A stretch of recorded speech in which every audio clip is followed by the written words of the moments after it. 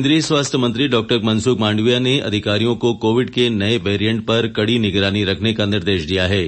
श्री मांडविया ने कल नई दिल्ली में देश के प्रमुख विशेषज्ञों और अधिकारियों के साथ कोविड के नए वेरिएंट XE पर आयोजित बैठक की अध्यक्षता की। श्री मांडविया ने अधिकारियों को कोविड उपचार के लिए आवश्यक दवाओं और उनकी उपलब्धता की लगातार समीक्षा करने के निर्देश दिए हैं। उन्होंने सभी पात्र लोगों का टीकाकरण करने पर भी जोर दिया। विश्वविद्यालय अनुदान आयोग यूजीसी विद्यार्थियों को एक साथ 2 पूर्णकालिक डिग्री कार्यक्रम की अनुमति देने जा रहा है। आयोग के अध्यक्ष प्रोफेसर एम जगदीश कुमार ने कहा कि छात्र एक ही विश्वविद्यालय या विभिन्न विश्वविद्यालयों से एक साथ ऑफलाइन या ऑनलाइन मोड पर 2 शैक्षणिक कार्यक्रम कर सकते हैं। उन्होंने कहा कि इससे छात्र आसानी से विभिन्न विषयों में नया ज्ञान प्राप्त कर सकते हैं।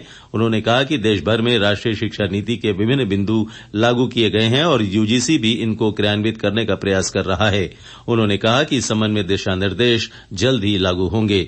जवाहरलाल नेहरू विश्वविद्यालय में हाल ही में हुई हिंसा पर प्रोफेसर जगदीश कुमार ने कहा कि विश्वविद्यालय परिसरों में किसी भी तरह की हिंसा से पूरी तरह बचना चाहिए। भारतीय जनता पार्टी की राष्ट्रीय कार्यकारिणी के सदस्य और पूर्व प्रदेश अध्यक्ष विशाल जॉली ने कल नई दिल्ली में केंद्रीय सूचना प्रसारण तथा खेल एवं युवा कार्य मंत्री अनुराग सिंह ठाकुर से उनके आवास पर मुलाकात की। इस दौरान श्री जॉली ने द्वीप समूह में कोचिंग सुविधाओं के साथ अंतर्राष्ट्रीय स्तर का क्रिकेट मैदान बनाने की मांग की। उन्होंने द्वीपों में हॉकी खेलने के लिए टर्फ मैदान भी विकसित करने को कहा। श्री जॉली ने कहा कि मैदान के अभाव में द्वीपों के खिलाड़ियों को राष्ट्रीय स्तर के हॉकी चैंपियनशिप में भाग लेने से पहले मुख्य भूमि में दोबारा अभ्यास करना पड़ता है। केंद्रीय मंत्री ने श्री जॉली की मांगों पर गौर करते हुए उचित कदम उठाने का आश्वासन दिया।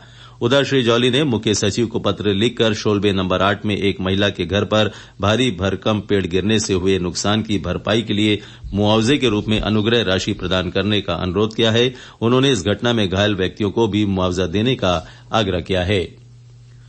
संविधान निर्माता डॉक्टर भीमराव अम्बेडकर की जयंती कल मनाई जाएगी। उपराज्यपाल ने अम्बेडकर जयंती के अवसर पर सार्वजनिक अवकाश की घोषणा की है। कल द्वीप समूह के सभी सरकारी कार्यालय और औद्योगिक प्रतिष्ठान बंद रहेंगे। द्वीप समूह में अब कोरोना का कोई भी सक्रिय मामला नहीं रह गया है। कल एक मरीज को डिस्चार्ज किया गया। द्वीपों में टेस्ट पॉजिटिविटी रेट 1.40% है। पोर्ट ब्लेयर नगरपालिका सचिव ने अधीक्षण अभियंता और अन्य अधिकारियों के साथ वार्ड नंबर 9 और वार्ड नंबर 14 का दौरा किया। इस दौरान वार्ड नंबर 9 के पार्षद ने जंगली घाट की शॉपिंग कॉम्प्लेक्स में शौचालय बनाने की मांग की। उन्होंने राम मंदिर जंक्शन के निकट सड़क पर उचित आकार की पुलिया बनाने का भी आग्रह किया। नगरपालिका सचिव ने इस पुलिया के निर्माण को लेकर निर्देश दिए और जंगली घाट शॉपिंग कॉम्प्लेक्स के भूतल पर शौचालय और स्नान गृह बनाने को कहा। वार्ड नंबर 14 में सड़क के दोनों ओर बने अनधिकृत निर्माण को हटाने के निर्देश दिए गए। वार्ड नंबर 14 के पार्षद ने क्षेत्र में शौचालय का निर्माण करने का अनुरोध किया। नगरपालिका सचिव ने संबंधित अधिकारियों को मौजूदा सड़क के रखरखाव, शौचालय बनाने और जंगली घाट के समुद्री तट से सटे क्षेत्र में साफ सफाई के लिए अभियान चलाने का निर्देश दिया। जवाहरलाल नेहरू राजकीय महाविद्यालय के वनस्पति विज्ञान विभाग के बॉटनिकल फोरम द्वारा सिपीघाट गांव को गोद लिया गया है। हाल ही में ग्राम पंचायत के सामुदायिक हॉल में इसके उद्घाटन कार्यक्रम का आयोजन किया गया। कार्यक्रम के तहत वनस्पति विभाग के MSc प्रथम और द्वितीय वर्ष के विद्यार्थियों द्वारा स्थानीय फलों के पौधे लगाए गए तथा रसोई से निकलने वाली कचरे से खाद बनाने के बारे में जानकारी दी गई।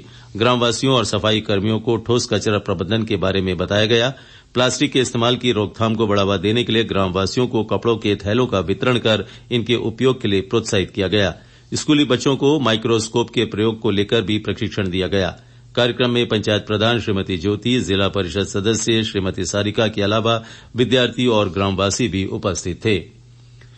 प्रशासनिक कारणों के चलते MV भारत सीमा की आज की यात्रा को स्थगित किया गया है। ये जलयान अब हैडो जेट्टी से कल सुबह 9 बजे लिटिल अंडमान के लिए रवाना होगा। इसी दिन रात्रि 8 बजे ये जलयान पोर्ट ब्लेयर के लिए वापसी करेगा।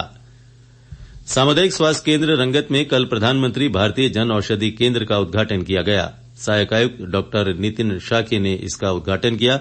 उन्होंने इसकी महत्ता पर अपने विचार प्रकट करते हुए सभी अधिकारियों और जनता को केंद्र खुलने पर बधाई दी। इस केंद्र के खुलने से लोगों को जेनेरिक दवाइयां और चिकित्सीय उपकरण कम कीमत पर उपलब्ध हो सकेंगे। अंडमान निकोबार विद्युत श्रमिक संघ ने विद्युत विभाग में कार्यरत 495 मजदूरों की NPS खाते में जमा राशि को GPF खाते में स्थानांतरित करने की मांग की है।